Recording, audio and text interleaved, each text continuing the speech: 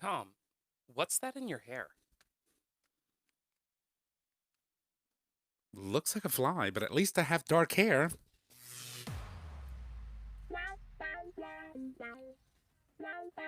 Welcome to Gay Talk 2.0, the ultimate podcast for your dose of dish.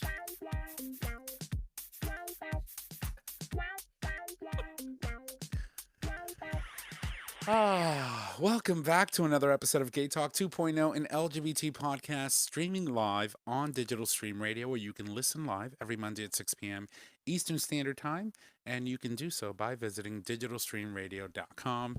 My name is Tom, and as always, I'm here in the studio with my amazing co-host, starting with the first one. Hey, y'all, Nick or Trish. And Good to be with you guys. It's Chris. welcome you all to The Dish. All right, and Chris is in the studio as He is here. He's here. as we predicted. I can he vouch would for be. that. It's like host roulette. We never know what's gonna happen. Gee, who's coming on today? No, it's cool. It's cool. Now we have an awesome show today. It's been quite the interesting week, to say the least. There's actually a really funny video I have to send you guys. A TikTok that Bobby's cousin made Oh God. about the fly. About the fly. It's hilarious. It's actually really hilarious. So speaking of that fly, so the fly that caused a internet sensation after the last vice presidential debate, which was the only vice presidential debate. Well, hold on, time out, because I was texting you, and at first I thought it was on my TV. I got up from my chair and tried to swap that thing away. I was like, let me just do and this. then I was like, "Is this real?" And you were like, "You took a photo of it," and I was like, "Oh my God, holy crap!" I have finger marks where I swiped his head to try to get that fly off the TV. Well, he fucking stinks. Yeah, So well, flies, They attracts flies. But That's remember right. when Trump had one in his hair? I don't remember that. There was some. Trump probably has multiple different insects inside that. Yeah, you're that right. That's like a bee's fake nest. Nest. Plop. Uh huh. That thing. you're that right. that thing probably needs Has to pay. squirrels. Because it's alive. I mean, Yeah. it must be alive. Mhm. Like it's He probably has another kid under there. Right, exactly. it could probably be $1 another million. employee in the White House. You know, like it should be paying federal income. Well, social, it's here. all these other- We should start charging his hair. It's in his defense, it's here illegally. So, and just saying. you know, not to mention that he dropped like $75,000 for that hairstyle. Yeah, right. I can't. Like, Write well, it. at least Write it off. That's write what it he. off. That's hair what he plugs, wrote off. man. Hair plugs. That's what he wrote off on his taxes. $75,000 for hair care. Mm-hmm. I was like, for what?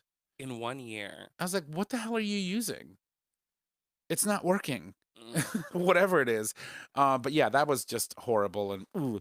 But the debate was very interesting, to say the least. Well, it was better than the presidential debate. right. You know, and it's Kamala, I think, did well. Mike Pence was just like blah blah blah. I actually blah, think blah. they both did well. They both did. I mean, Pence he's a career politician. He Mhm. can debate. He Right. he was very good. Like Right. he, I don't agree with pretty much anything he stands for, but he is a very cleaned up debater. The Like, only thing I didn't like about Pence was I thought Pence could be an actual like politician who stood up for whatever he believed in, even though we don't believe in it, right?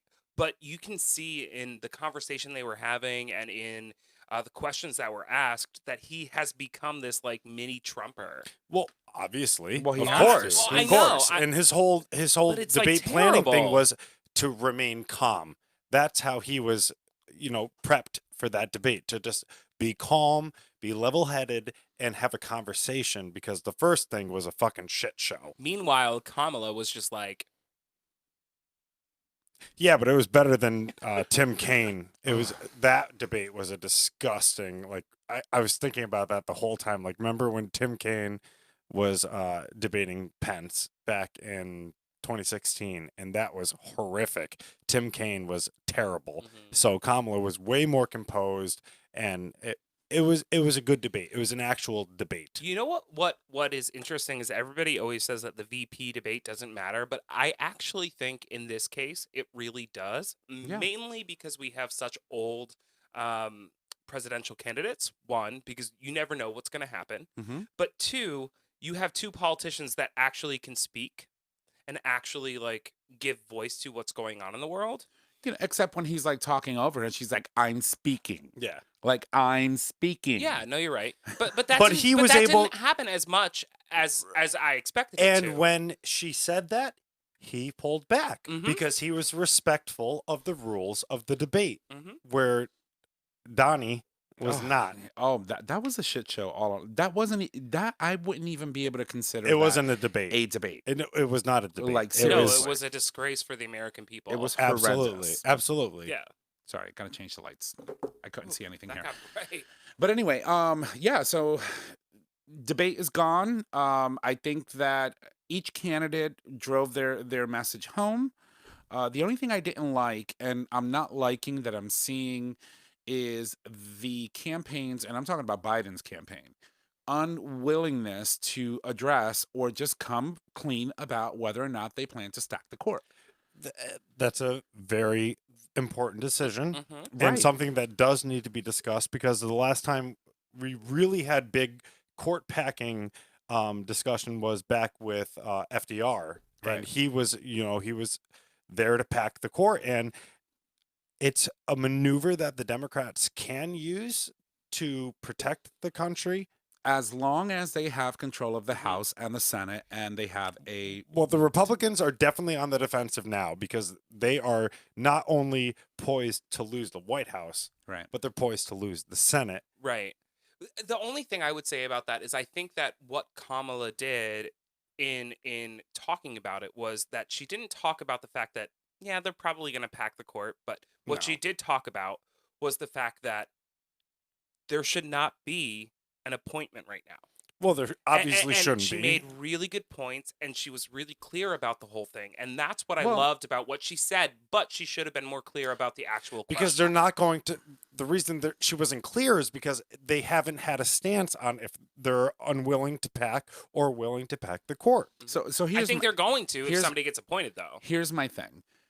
In all of U.S. history, any president for their entire term in office should be able to appoint a Supreme Court justice. Mhm. Well, Right. it's That their is- constitutional job. That is It's their their job, duty. right?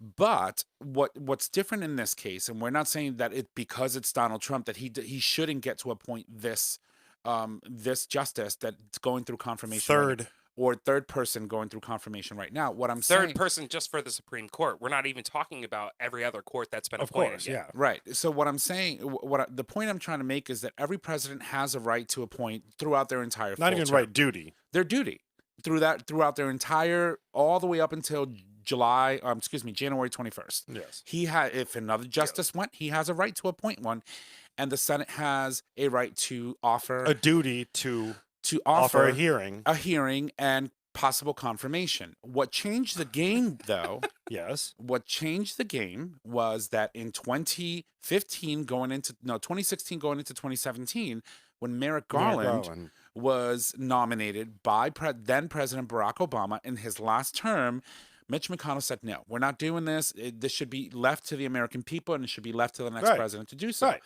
They And didn't even give then- him a hearing. No, Exactly. They didn't even give him a hearing, and so they moved forward with that, and they sidelined him, and then we ended up with Gorsuch, Mhm. right?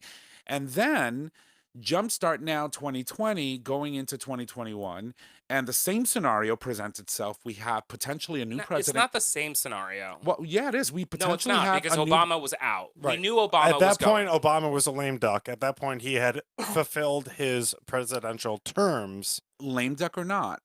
Obama was still president until Of January course, 21st absolutely. of 2017. He should have been Absolutely. given. I'm not saying he shouldn't have He been should given. have. Yeah, But he wasn't. correct. Right. And so now that the tables are flipped, and here we are with a nominee right in the middle of an election, right before this president could potentially be ousted, comes available, and they're quickly changing their tune to the fact that they no longer believe that it is right for the next president who comes in Mhm. to potentially appoint someone to the Supreme Mhm, Court when it's that close to an election. Because And we're talking about weeks. We have people that have already voted. 23 days, I believe. Yeah. 23 days. Over 5 million people have already cast a vote in this election. So I have a question for both of you. Yes. I want to roll it back a little bit. I want to roll back to the fact that we have had two debates, and we have yet to hear any issue regarding the LGBTQ people. And I want to know how you two feel about that. Because Well- right now I feel like, what the fuck are you doing? Well, So- opening statements are coming on an LGBT issue to the Supreme Court starting, I believe, the week following the election. Right. But So, we're still in the middle of the election. We should hear something from our candidates about their support of our community. I was a little bit disheartened that that wasn't well, obviously Biden wouldn't even been able to get such messaging in because the asshole on the other side wouldn't have shut the fuck up. Mhm. Right? So it is understandable as to why that shit show really didn't show us or give us enough. Mhm. Kamala mentioned the LGBT community while working as DA in San Francisco and also being the Attorney General for the state of California. And so she mentioned her work in her debate, but it wasn't as substantial as I would have liked it to be. Knowing there is a lot going on in 2020, I still think, especially given everything we've gone through as a community with this administration, Mhm. that the Democrats really should be at least taking a minute or so to focus and say, we're here, we're still here for you. Right. And I mean, we see ads where they're saying that, but I Right. want to hear it Well, on a debate Go. stage. It would be amazing if they did, but I want you to take a moment, if you can, as listeners or even as my co-panelist here, go take a moment when we're done recording and look at each candidate's page and see what they're postings. And so when you take, for example, Joe Biden's campaign, yesterday was National Coming Out Day. Right, and it is a day that for us, we celebrate the courageous act of coming out. And the Biden campaign, or the Biden himself, tweeted or put out a message on social media acknowledging the fact that it's National Coming Out Day and how important it is to support LGBTQ people Mhm. all over the the U.S. And so the contrast is very clear when it comes to both campaigns and who's standing with us. But you're right. I wanted to see a little bit more on that in the limelight, in the spotlight, in debates, and we didn't get that. Yeah.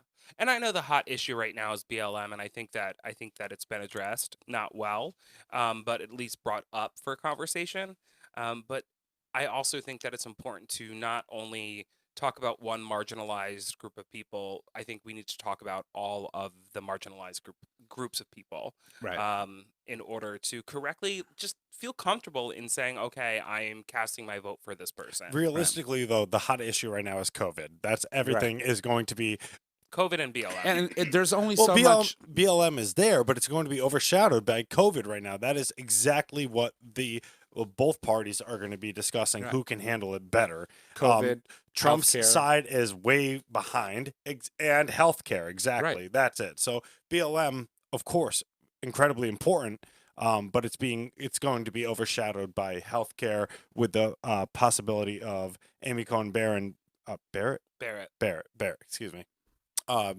With her appointment, and I lost my train. And what could subsequently happen if she gets appointed to Right, because the healthcare ACA is is being challenged right Yeah. now. There is an active challenge to the ACA And right it- now in the Supreme Court. it's one of the first hearings, as well as an LGBTQ plus issue that is going to be opening statements starting following the election. Mhm. So that being said, one of the other things that I also, I was reflecting on also is the unpredictability of how people are going to vote, right? So we're saying that this woman is obviously going to go and gut Roe v. Wade, and she's going to gut and go in and She vote can't do it by herself. to get rid of the Affordable Health Care Act, right?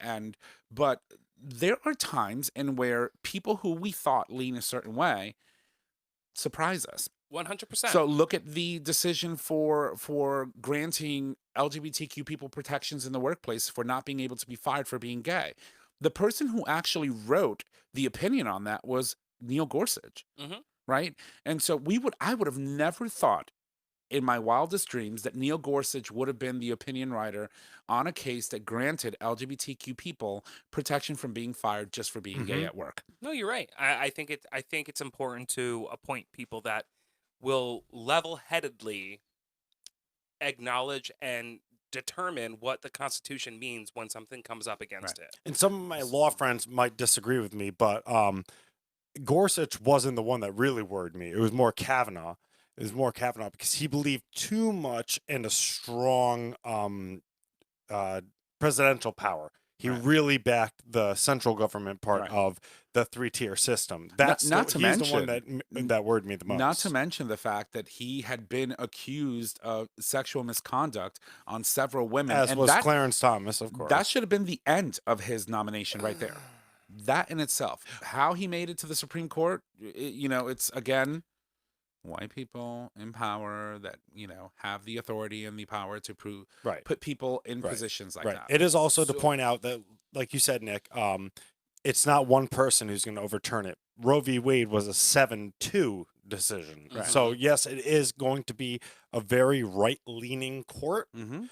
but it was a 7-2. Mhm. So that is some sense of hope when it comes to actual justice for And women's rights. At the time, And it wasn't a hopefully very gay rights. liberal Exactly. court. Exactly. So And- Roe v. Wade is still very much at stake, as is the ACA, but a 7-2, that's a big unbalance. Well, Yeah. and I also want to give props to some of the states who are now actively seeking to codify Roe v. Wade into their state legislation Mhm. and laws. The state of New Jersey just did it, or has something in the books right now, going through the legislative process to codify it.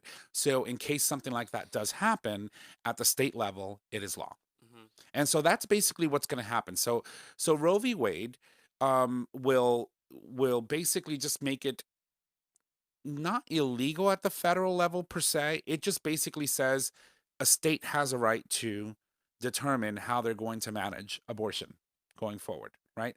And that's what's Sorta, going to need yeah. to happen. It's more than that. A state does not have the power to deny right. the privacy of a woman. That's really what it is. Well, to It's make not the her- power to abort. It's the power to privacy. Right, or to make choices for her own personal health, right? Right. And so if that landmark ruling is struck down, then it will be up to the states to codify it and Yeah. make it legal. I mean, and if you think back when we were doing the show at this point when marriage equality hadn't been passed at the Supreme Court level and they were letting it percolate in the states and states were passing it, that means it's legal in those states, but then again, not recognized nationally. And that is the biggest issue, right? So we Right. don't want these things overturned because being No.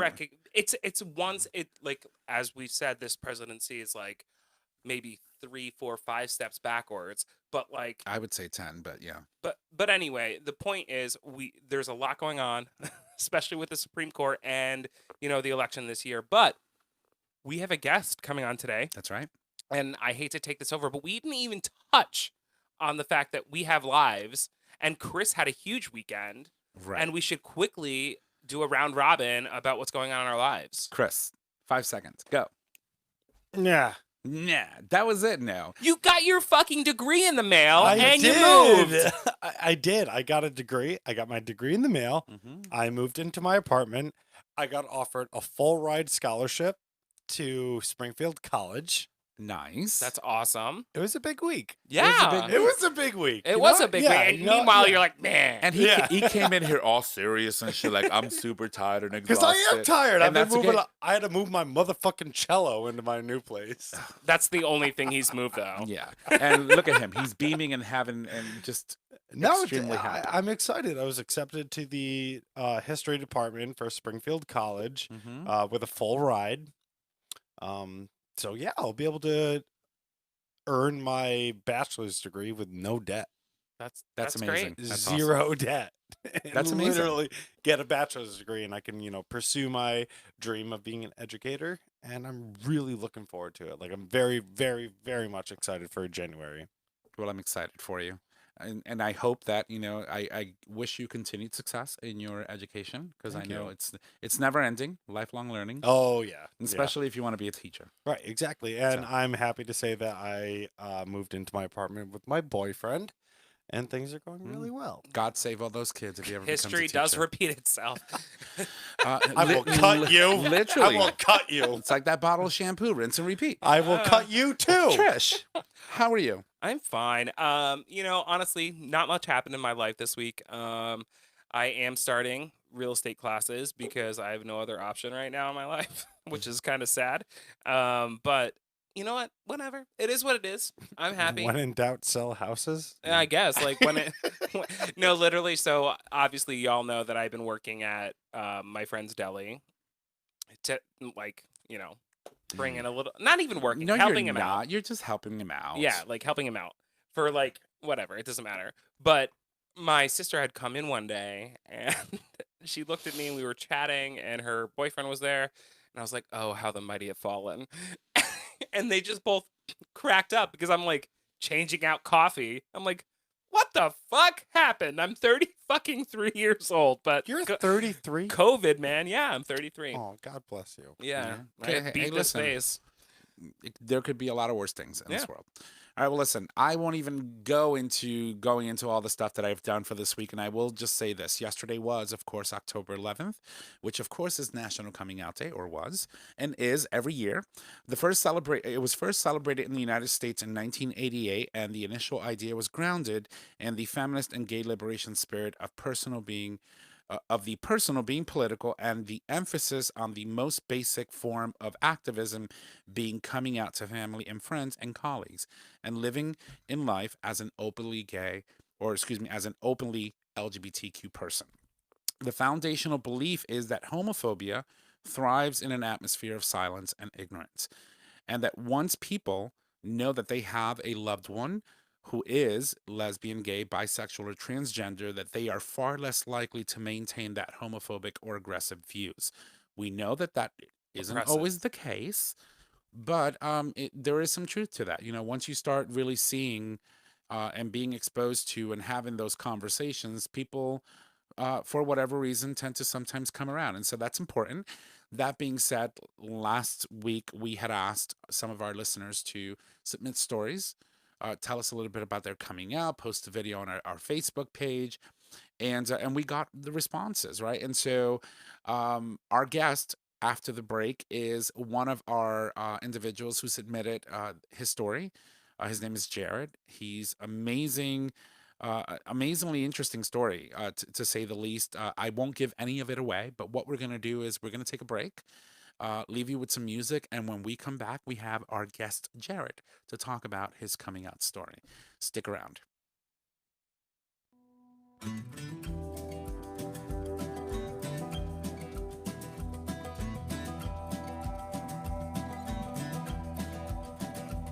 She was waiting by the back door, said, "Babe, we gotta leave town. Get your shit, get your suitcase, your dog, your guitar, 'cause we gotta go now, 'cause they're coming." Well, they know our fucking names, yes, they're coming, just to say, well, I know you don't want to leave your life. You've had some blood and tears, little joy, little strife, but they're coming.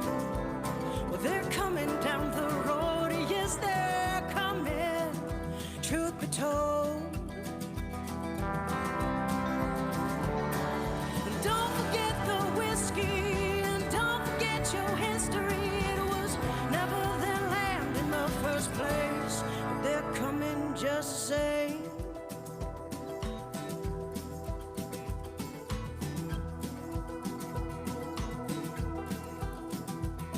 Got a knapsack full of judgment, hypocrisy, and lies, and they're talking so much hateful bullshit they've begun to gather flies, but they're coming. Well, don't come in the eyes, yes, they're coming, no surprise. And with so much terror in our past, how are you so surprised it's come to bite you in the ass? Yes, it's coming. Well, it's nipping at your heels. Yes, it's coming for the kill.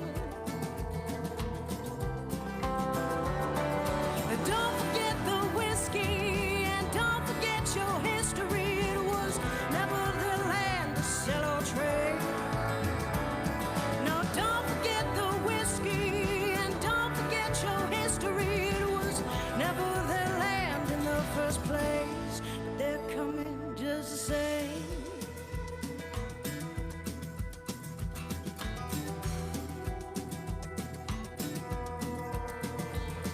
I'll meet you at the station where we can get on that train.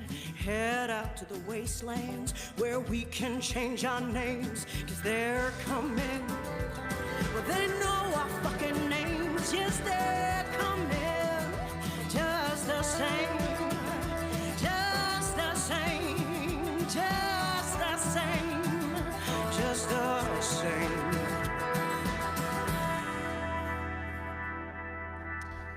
All right, welcome back from the break, ladies and gents. That, of course, was Wastelands by Amanda Barrick. That is also the name of the album, which released on July 31st. It is available on all major music platforms. Make sure that you go check it out. She's awesome. So, we're back, and last week, in honor of National Coming Out Day, we had asked some of our listeners to share their coming out stories with us. And we got an email from one of our listeners, his name is Jared, who shared his incredible story with us. I reached out to him and asked if we could share his story, and he agreed. But instead of reading it to you, as we normally would, I reached out to him and asked him to come on the show and talk about his story, which I thought was very moving and incredible. And joining us now, of course, is our guest, Jared. Jared, welcome to the show. Hi, nice to be here. So you sent us this email. You are openly gay, but you Yep. were in marriage, married to a woman. You have a beautiful daughter, and your path to coming out wasn't easy. And so, why don't P.S. You're in good company. We're all openly gay. Yeah, well, thank you. so if you could tell us a little bit about that path. What was it like? It was, man, like I don't even know where to begin. It was a 2-decade journey for me to discover who I am. And accept who I am. Not just discover, but accept, because I mean, feel like it's very easy to discover things, but when you have to actually accept what those mean, Right. completely different. So roll it back a little bit. Like, let's go back Okay. to when you first started to think about it. What was that like for you? Because I know for me, I remember when I was younger, I would lay in bed and be like, gay? Me? I couldn't be gay. Of all the guys in the world, me? Why me? Like, Yeah. Well, okay. So rolling it back, way back. So when I was in high school, obviously I was super cool, homeschooled person. Yeah. And so no, like I was I don't like to use the word sheltered. I felt like but yeah, I grew up very, very naive.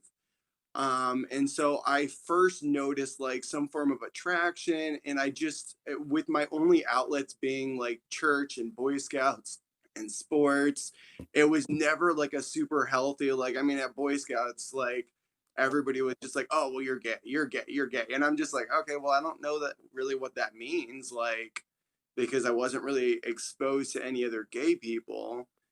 And so yeah, when I first started like noticing things, I was a little bit younger, and then by the age of like 15, like I would, like, I don't know, I don't want to be overly explicit. I had like my first experience like with another guy, and I was just like, okay, so I know that this is probably not something that straight people do. And so, but I just didn't know what to do with that information. So you had your experience, and then you went through life doing all of the heteronormative expected things of you. You know, obviously you have, parents usually imprint certain things that they expect their children to be. Like, you have to grow up, you have to get married, you have to have children, you have to do all of these things. And for the most part, you suppressed some of those feelings that you had, and you did that.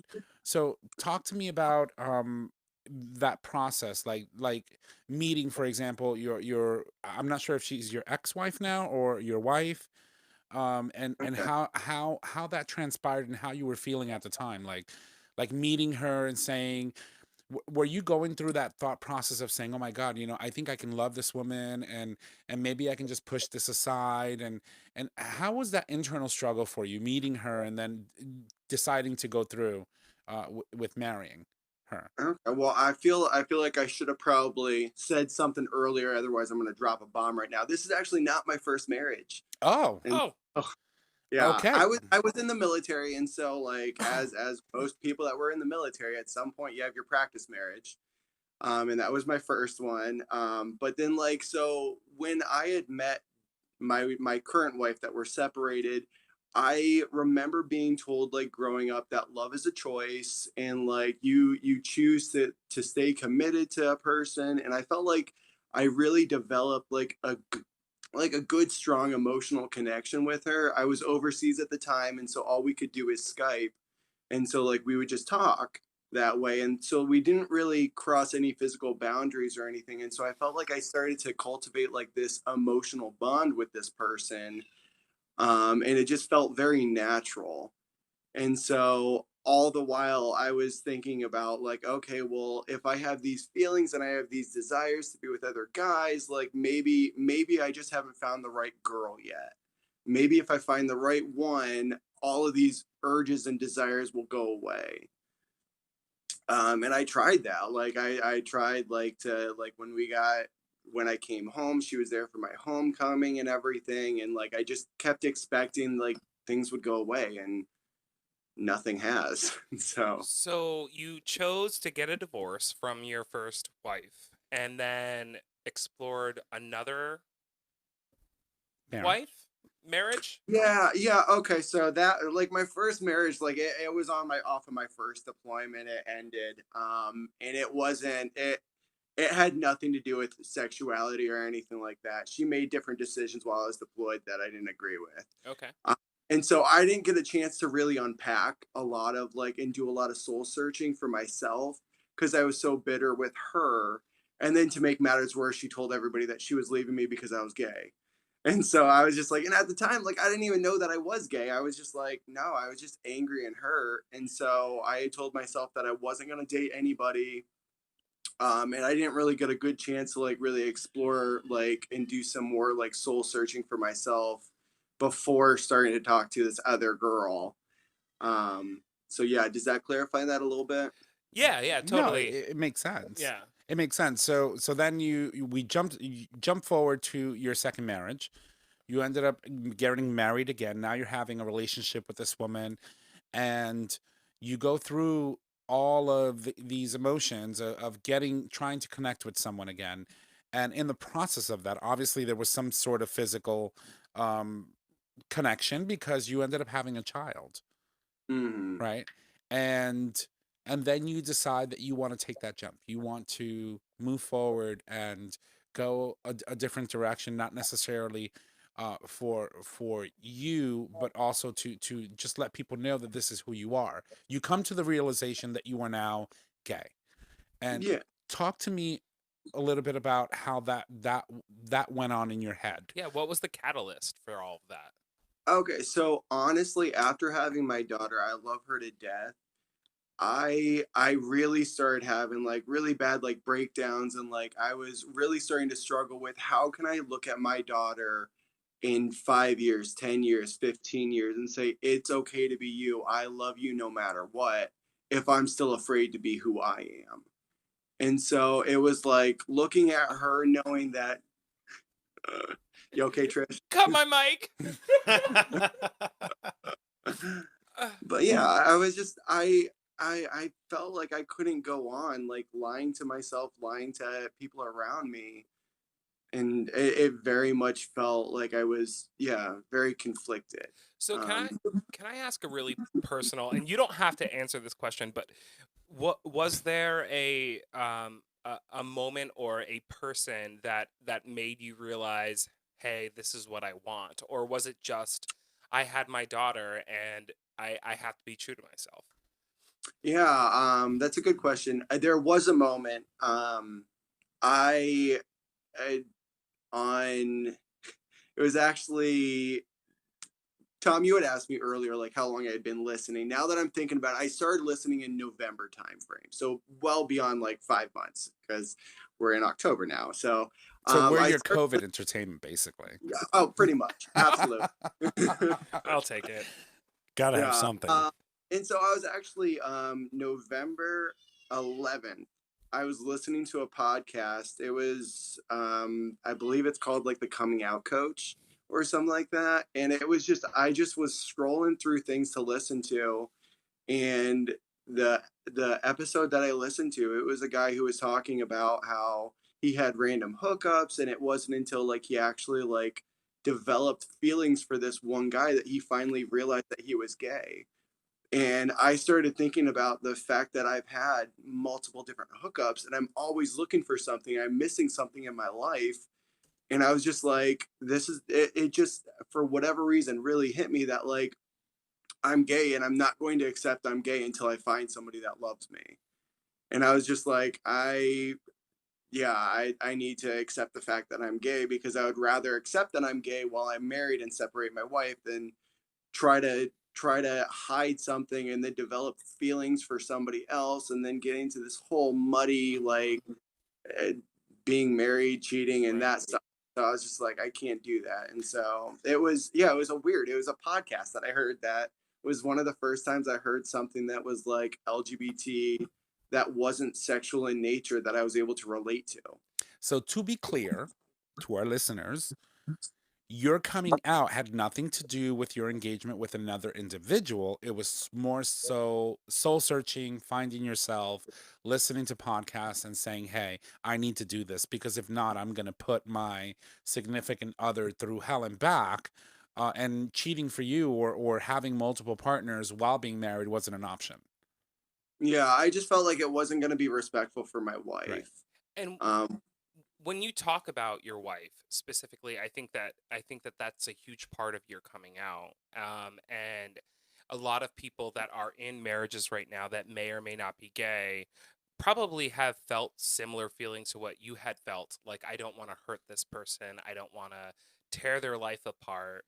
mhm. Um, what was that process for you? What was that like for you? What was that like for her? How are you guys doing as a couple now? That was hard. That was really hard. I could have done better. I wish I would have done better. I wish that I would have had the courage at first when I first started talking to be completely. In my story I used the word transparent, and I wasn't transparent at first.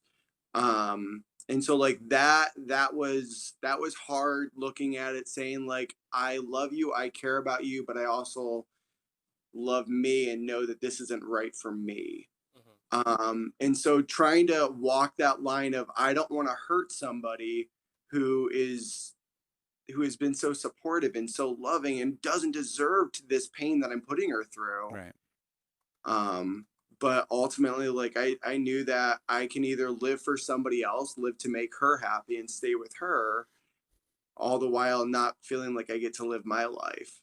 And at 32 years old, I'm tired of not living my life. So, but the thing is, and a lot of people need to understand this, that you didn't set out to hurt her feelings. No, You not didn't at set all. out to break her heart or to. It's just, again, this is why it is very important to understand what heteronormative expectations and what Mhm, society pushes on people is so, how would I say, toxic, right? Because mhm, what ends up happening is that you grew up your entire life expecting that what was expected of you was that you needed to get married, get a wife, have children, and that in itself would consider yourself a productive member of society, right? mhm, And what a lot of people don't realize is that when you are put in those situations, when you are expected to do things in a certain way, and that's not for you, it's very hard to get out of that, right? To just mhm. say fuck it, throw caution into the wind, and before even going through all of that, say, mom, dad, I'm gay. It's very hard. It's not an easy thing to do. And so what people need to realize that even though you went through all of this and now you're at a situation in where you're separated and she's probably heartbroken, you didn't do that intentionally, right? And No, so And beyond that, though, as well, it's like the reality is it is 2020, the worst year that we have all experienced. I know. Like, how could I drop that on her? That being said, the fact is it's 2020. And we did go through an Obama administration, and we don't know who you're voting for. But that's not the point of this. But the reality Really? is, when we came I out think of there's only that, one option. Thank you. Claps. But when we came out of that, we all felt so empowered as a community. And the fact that you are now 32 years old, you have a child, you had a wife, two wives, the fact that society has placed that on you, that is the biggest fucking problem, right? You grow up in a world where society is placing these social norms that then you follow through with because people are telling you one thing, but in the reality, you're feeling one way, you're feeling the exact opposite. Yeah. Well, no, and that's something like I was talking to one of my friends, like after I had posted my story, like he had messaged me and he had said like that, like with his coming out, that it was easier for him because he just knew. And he was just like, I never once thought about like how how other people like, and obviously everybody has their own stories and a lot of us have similar stories, but like he was looking at it from the other side of saying like, oh man, like I never realized that other people had that much pressure to be like heterosexual and everything. He was like, for me, it was like I had no choice. I was absolutely gay, and I was like, man, that would have been nice. In a perfect world, yes. So now you are separated. You're living your life openly as a gay man. I'm assuming, right? That's an assumption. Yep. And obviously, I mean, I see the shirt. It says "Cheers, queers." Love Yeah. it, by the way. But you have this amazing, beautiful daughter, which we got an opportunity to meet earlier while we were doing sound check. So how does it feel to be a father and be gay? And what do you think those conversations are going to be 20 years from now when you're sitting down with your daughter and having that conversation? Oh man, it feels weird. I feel like like okay. So first off, I love my daughter. I try to take her out once a week. We do like daddy daughter dates. Because we've got a lot of really good restaurants around here, and I just love to take her out. And so it's sometimes it's a little awkward because I feel like people are looking at me like, well, where's the mom? Where's her mom? But like honestly, like I don't feel like we're missing out on like I know that she has good quality time with her mom and everything, but I feel like it's yeah, man, I'm getting lost. Sorry about that. No, That's you're okay. fine. Yeah, it's really fun and it's really exciting. I think that there will be plenty of very awkward conversations as we get older, especially like coming from like I grew up in a religious household, and so I know that like and her mother is religious, and so I know that there will be like different conversations that like I'm gonna have to kind of like challenge like her perspective a little bit, and so I'm terrified about that. And it just but I don't know, it's amazing right now. I love it. I love taking her to the park. Yeah, you have this weird, crazy opportunity to kind of um, help shape the next generation because you have a daughter Mhm. as a gay man. I don't know if you're single or not, but you have this opportunity to really shape her view on whether it's religion and what homosexuality means with religion. But you have this Mhm. opportunity, and it's kind of a big deal. Not to put pressure on you, Well, thank you. Thank you. So- Little pressure. Just a little. but speaking of religion, um, tell us about how your parents reacted, if you don't mind. Ugh, um, okay. Well, I told my parents at different times. I went to call them like they weren't together, and so I had to tell my mom because I was like, "F it, I'm angry right now because I thought you were gonna be together, and so I'm not gonna wait. I'm gonna tell you." And so I told her everything. There's a lot more that I didn't include in like the message. And so I went into like mental health issues. I went into like just like my life, like how we're separated, and I went into like all different kinds of things. And then at the end of like a 45-minute like shit show conversation about how bad my life has been, I was like, "Oh, and I'm gay." And she was just like she like paused for a second and she was like, "Okay, where are you at with Jesus?" And so I was just like, "Okay." Like that one kind of that was like a punch to the gut because I told her I was just like, "I just told you I've struggled with suicidal thoughts for Right. 15 years, like 20 years, and you're interested in knowing about where I'm at with religion." Like I feel like to her defense, like she was processing and that was the safest area that she was able to go to. Since then, we've been able to have more conversations, and been able to kind of like work through some different things. And we're currently kind of at the spot where like my dad used to be a pastor, and they are both at the point where they're like, we love you.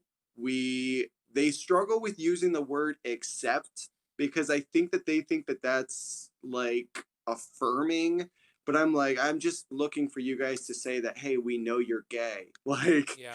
that's the biggest thing. And so they're still struggling. But my mom did, one of the last phone calls, she did tell me that she wants to get to the point that I'm able to bring like a guy home, and she doesn't look at it any different than like my brother bringing a girl home, Well, which is I really think, powerful.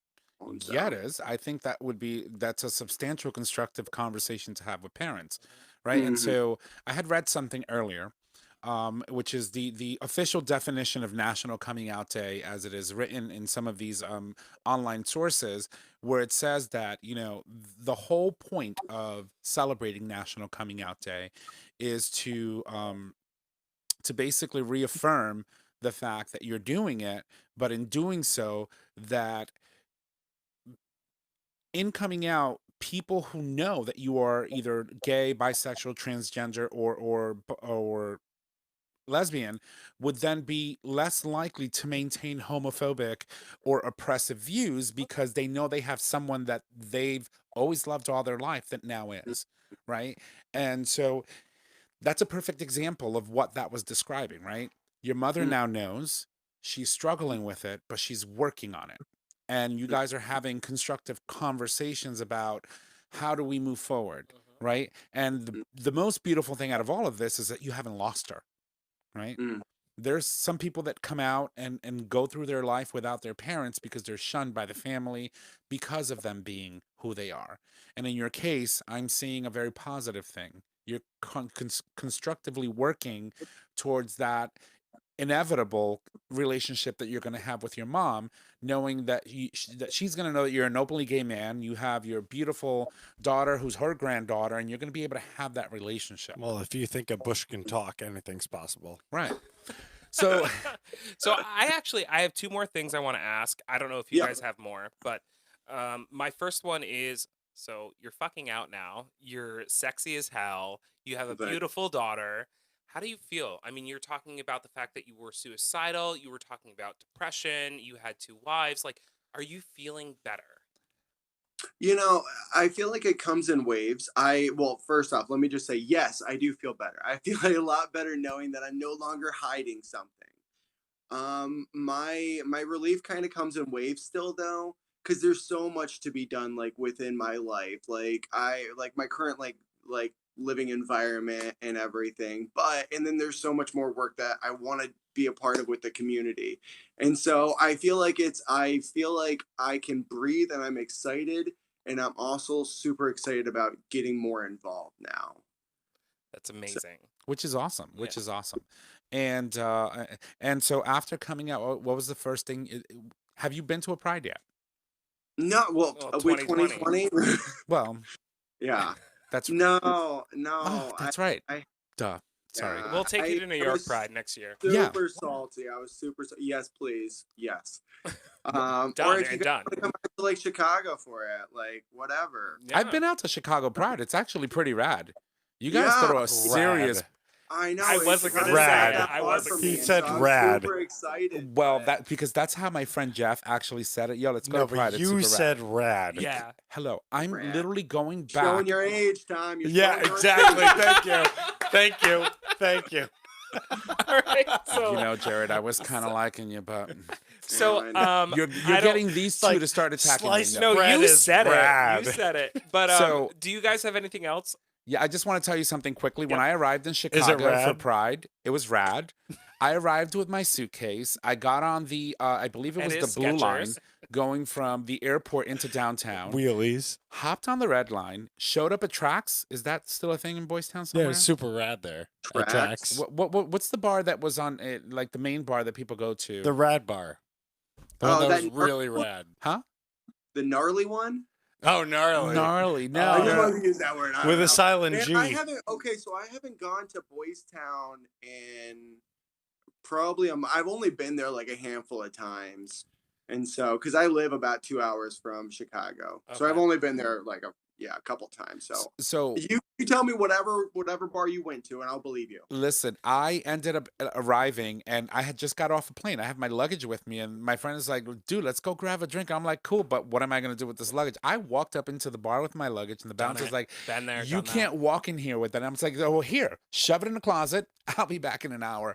Had drinks, partied on, and then here we go, walk of shame with luggage. Got on the red train, got all the way up to wherever it was that he lived at, and it was super super amazing. Like Rad. Chicago has a rad gay scene. Oh my God. It really does. Did you hear that they're renaming Boys Town now? Yes, Yes. I did. Yeah. Uh, Yeah, it's How do you feel about it? I hate it. I love Boys Town. I love the name. I love the environment. I know that it's not going to change anything really, but I feel like it might change. well, officially they're going to name it something else, but it'll always be called Boys Town. And I think they're just trying to, because Boys Town makes it sound just for boys, right? And in reality, when you visit Boys Town, it is the mecca for the Super LGBT inclusive. community. Oh yeah. Right. Oh yeah. And so I think it only makes sense that they do that, but it will always be Well, then they should name it like Queerville or something. Yeah, no. the Hell name. fucking yeah. The name is kind of weird. I have actually we talked about that like 3 weeks ago. Q Square. Like, I don't know. but Ooh, that could work. I like that. Yeah. Yeah, you that know, but works. what are you gonna do? But all I can say is Chicago's fun, and if you're up in that area, then you're in a good place. Unless it's winter, and then it's just not so nice. No, and I want to get a picture by the bean, but anyway. It's brick. Uh, So Jared, so my last question Yes. is, there are a lot of people out there that are probably in situations like yours. Hopes and dreams for you, and also what would you say to them? Hopes and dreams for me. I'll tackle that one and then like go on to the other one. Hopes and dreams for me. I hope that I'm able to bring about some form of change within our community so other people don't have to go through the feelings that I felt. That I can bring about. I know that a lot of people have talked about like doing away with coming out, and I would love it if we could get away from like the whole coming out, and it's just you are you, and people don't need to ask, and people don't need to assume who you are. right? And so my hopes and dreams is to become more involved inside the community, and bettering it so that way, yeah, people don't have to have these painful coming out stories. Right? For people who are in like situations, life is hell. It's gonna be hard, and you need to do you at the end of the day. Like that was the hardest thing. You're not trying to hurt somebody, but you're hurting yourself by not living your truth. So That's amazing. Do you not want to just hug him right now? I do, and I want to say, I'm very proud of you, and I'm very proud of how things turns out for you. It's mhm. I'm really super proud at the fact that you have a relationship with your daughter, and that you're able to cultivate that and still be proudly gay and out. Because sometimes when situations like this happen, the other partner typically can get pretty bitter about the situation. Mhm. They prevent people from seeing children, and it could be a lot. Like you really had a lot to lose, and you ended up in a situation in where you fell on your feet, but you've kept one of the most important pieces of your life prior to coming out. And I think that moving forward, that's going to make you a tremendous human being. Mhm. Mhm. Well, thank you. Thank you for sharing your story with us. Oh, well, thank you guys for reaching out. Like, this is like kind of a dream come true. I'm so glad I got to like talk to you guys and meet you guys. Well, you're stuck with us now. Yeah, welcome to the Gay Talk family. So listen, I want to thank you again for joining us. We do have to, of course, the show must go on, but we're super appreciative that you are on here with us and that you told us your story. And feel free to reach out to us anytime you'd like, and visit us again. Come join us on the round table again anytime. Oh, well, thank you. I definitely will. You guys have a good night, and thanks for talking. Yeah, of All right. course. Thanks for your service. Oh, well, thank you. All right. Bye. All right. Well, ladies and gents, that of course was Jared, our guest. Wow. That's all I can say. It's not always Wow, because he was so hot, or wow, because it was an intense story? it was an intense story, and also he's very handsome. Yeah. No, Extremely I'm handsome. feeling both emotionally drained and physically drained right now. She had to take it there. Normally, I'm the nasty one. That was a great beard. Oh yeah, It it was. was, Are you yeah. kidding me? It's like on point. No, but he's awesome, and I'm you not know, a beard good guy, for but I was him. into that. Good for him. Yeah, I would totally be into Yeah. that. I That's mean, I okay. can't honestly, like, to be real though, like I can't imagine. I've been out since I was what, 15, almost 16. Mhm. Like I can't imagine having to go through not only 2 marriages. Do I want kids? Maybe one day, yes. But having a child with somebody and then having to actually come out and say something to them about it, like I always talk about how I don't want coming out to be a concept anymore. And I mean, he does. He has a really intense and beautiful story, and I'm so proud of him for everything that he endured while trying to find himself. It's pretty intense. So speaking of coming out, how many years has it been for you? It's two. I'm 33. She So old. so 18 years. Wow, Chris, 6, 8, 8, 8 years. Wow, 8. 26 for me. Wow. Aw. Again, been- she's dating herself. I'm carbon dated. There's a difference. No, She's It's a got a ha- fucking yellow copy It's somewhere. a fucking Half-Life. It's a you remember those Half-Life. printers that you had to sort of kind of like put the ink in and then put the paper and you rolled it and pages just popped out of the other end? That's how we did our copies. Yeah, back no, then. we don't know that. You had to like take like a bottle of like ink and shove it into the machine and squeeze, and then you just keep rolling, Mhm. rolling. Boy. No, but you know, it's so it just goes to show you, and you know, and They're just coming out as rad. yeah, it is. It is. But believe it or not, that's how my friend Jeff, who I went to visit in Chicago, calls everything. I was like, this is so rad. Let's go to the bar. Dude, I remember so many slang terms back in the day but no. Yeah, I know. So, But anyway, I mean, like, it fit. Don't get me wrong, it fit. It It's was just rad. like a perfect way to like attack the intern. he lives in the area, in that area, and he understood exactly where I was going. It's just YouTube bitches that always like every time I say I don't something know. out of the ordinary, their Jared- heads fucking pop like they just got whiplash and look at me like I'm dying. Jared also said you were dating yourself, so That is a fact. I cannot with you. this two. is not fake news. No, it's not. It's not. So anyway, No, but it was great. It was great. Thank Yeah. you for seriously, thank you for bringing him on, Tom. yeah, you're welcome. I actually booked this guest. She did. I did. I did it all She's by my lonesome. learning. What are you sending over here?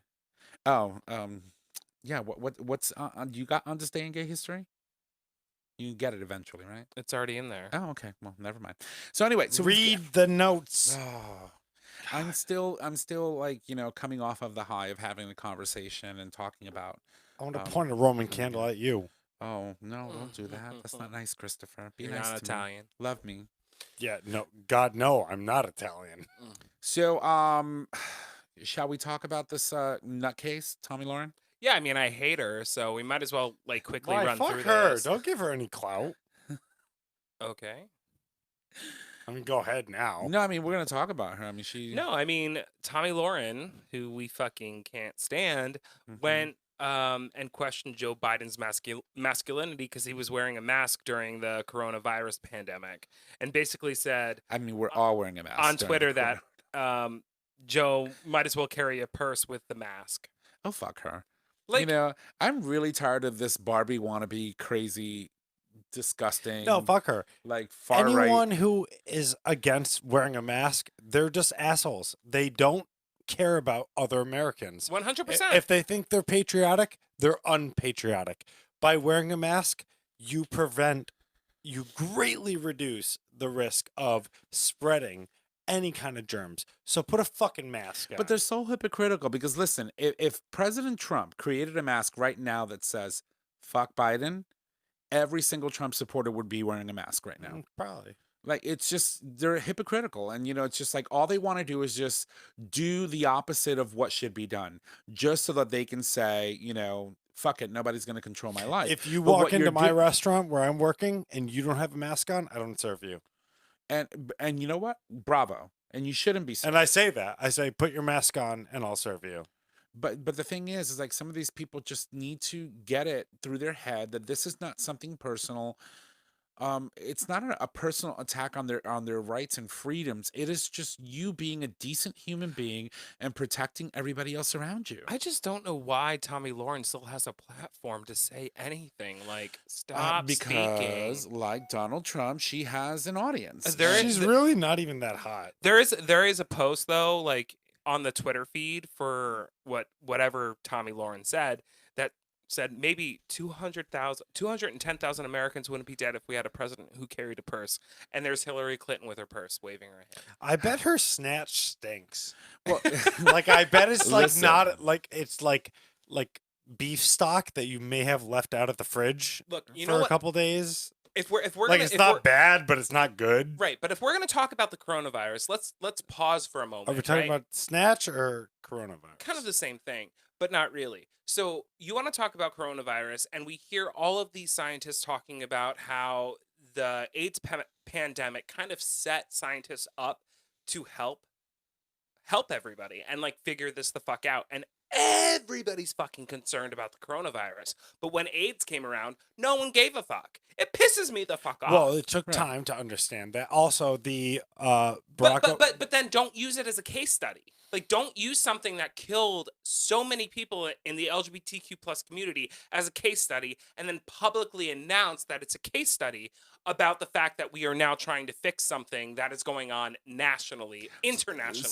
so you're saying that they're taking the lessons learned from the AIDS epidemic, which and the they pandemic. could have invested in far earlier, which they didn't because it wasn't affecting heterosexuals as much as it was affecting homosexuals. But what I'm trying to understand is why this came up. Are they trying to use the data that they gained from the HIV 100 yes, pandemic yes. to model it and see if they can use it with COVID to circumvent what we're in the middle of? What they learned during that pandemic and Uh-huh. how they reacted during that pandemic, at least scientists reacting during that pandemic. That is the type of strategy a lot of scientists are using right now to react to the coronavirus. They're Well- reacting to a pandemic. Right. But it's on an international scale that it's affecting everybody, not just one marginalized community. Right. And so they they used to continually bring up in news broadcasts AIDS and what the community went through and how the scientists react to it and learned from it and treated it. And now they're using that case study publicly, which is fine, I guess, but at the same time it pisses me off because I'm like, oh, now it's okay to publicize something that for the longest time people weren't giving a fuck about. Right. Well, I think that I understand what you're saying, right? It pisses us off that it took that pandemic and that many loss of people to get to a point But where that many loss of marginalized people Right. that weren't cared about. right and but Let's talk about the fucking the island. Hart's Island. Hart's Island. Like, Yep. I mean, they literally nothing whole- was fucking done for the Right. longest time. A whole bunch of unidentified bodies with numbers on them were buried on this island because parents did not want to recognize the fact that they had a gay child or go pick up the body, not pick up, but go verify that the person who was dead on that, Well, also What do you people call didn't those have the flatbeds? information about how it was being spread. what do you call those autopsy morgue? beds in the morgue? They didn't want to go and identify their bodies because they were ashamed of the fact that their son, daughter, whoever it was gay.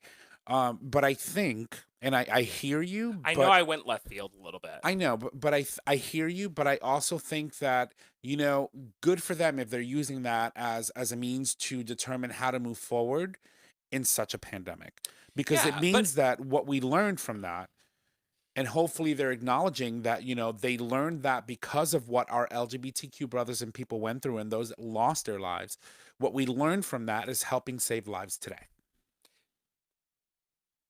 Yes. Right? Like, I get your anger. I understand. Like, stop using that. No, my anger lies in the fact that the action one, we have a president who lied. Right. And didn't tell us what was really going on. Right.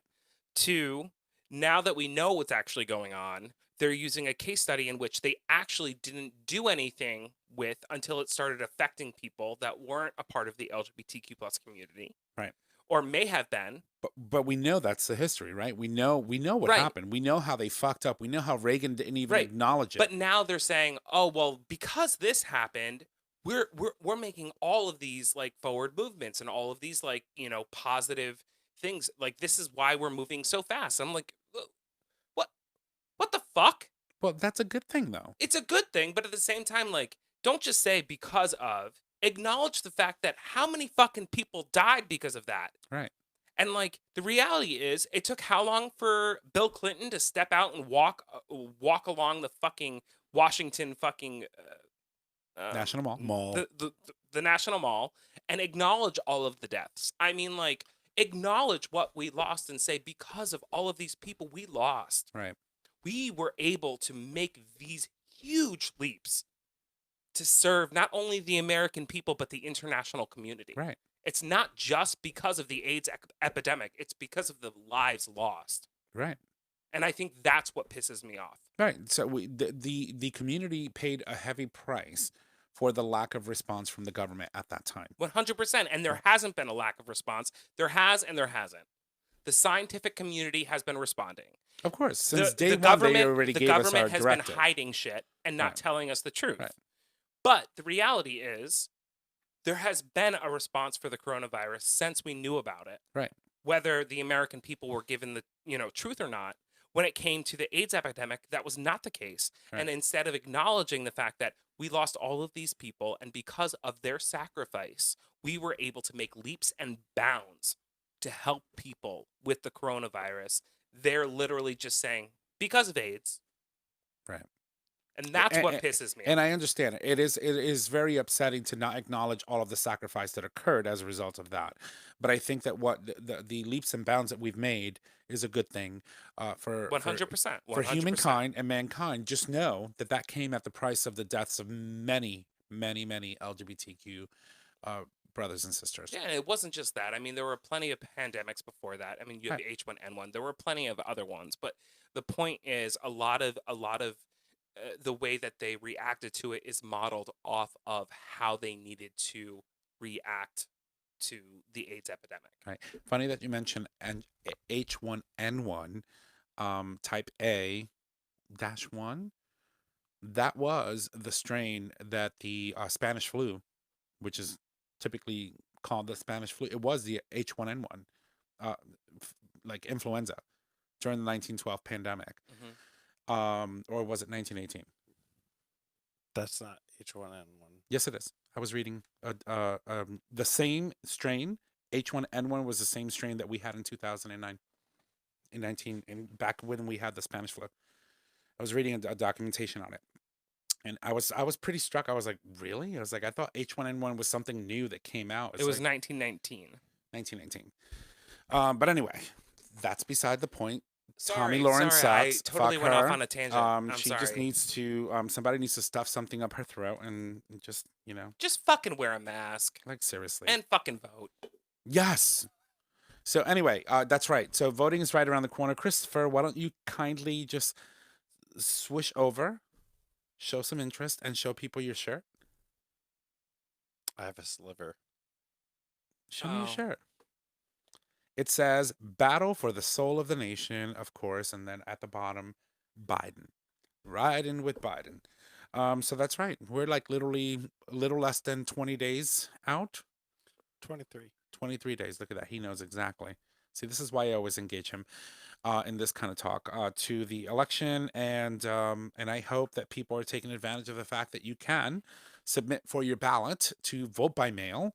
But that window's closing, so if you haven't done that and don't plan to do so, you will have to have a plan, a course of action to make it into the polls and do your duty, and not duty, but duty, and save this nation, because I it's did my duty yesterday. Christopher, is there something interesting on your finger right now? He has a splinter.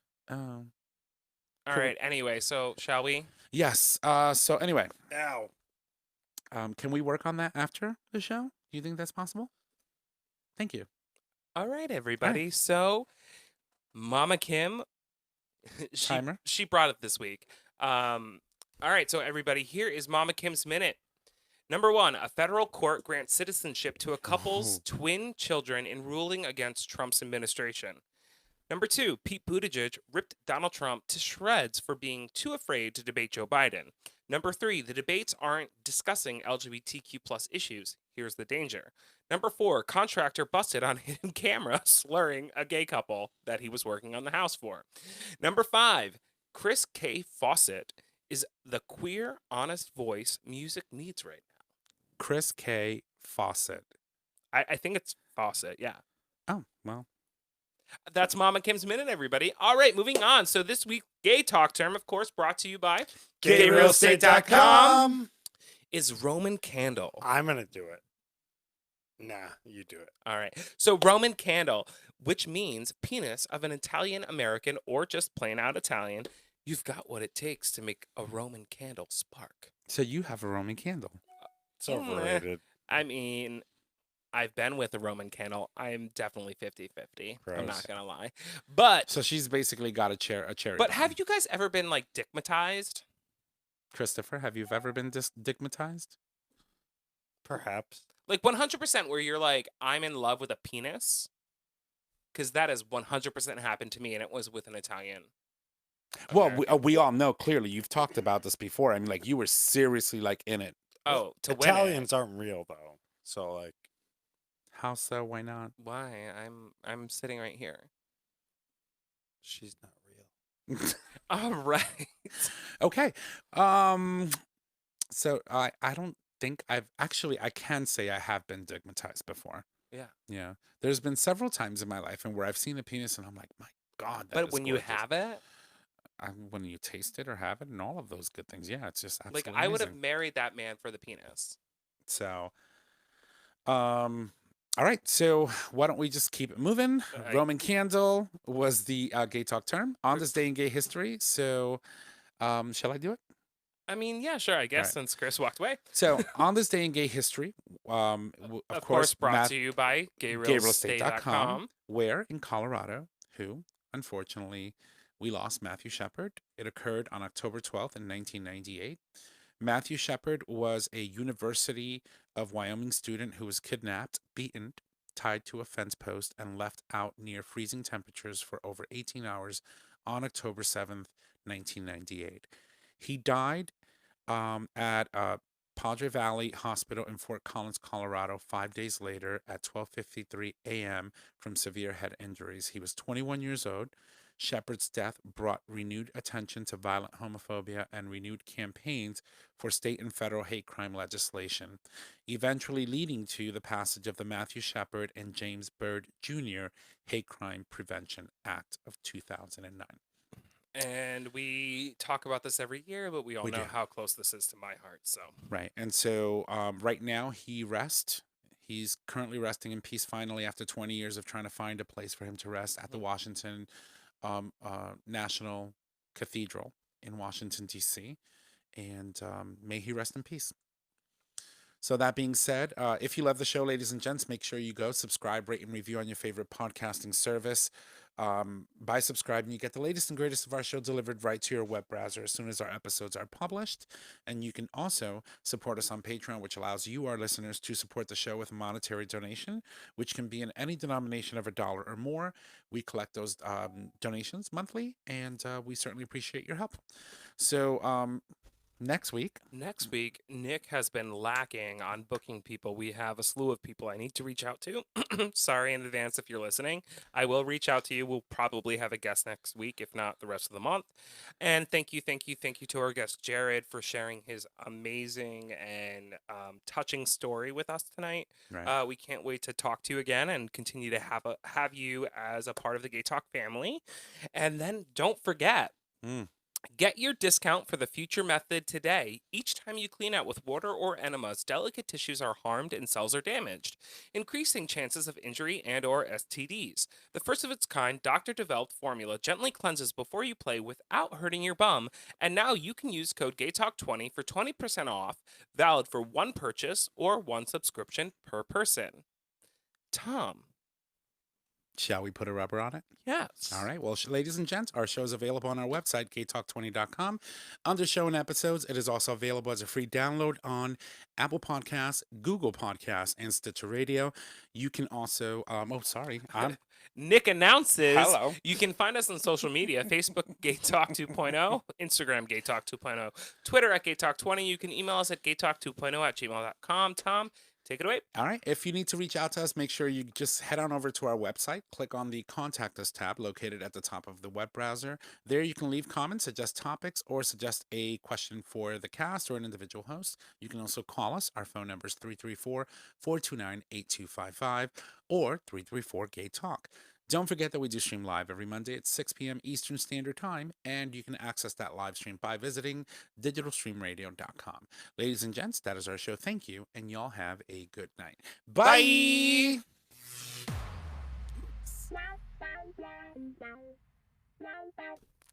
Thank you for listening to this episode of Gay Talk 2.0. Tune in next time for more dish.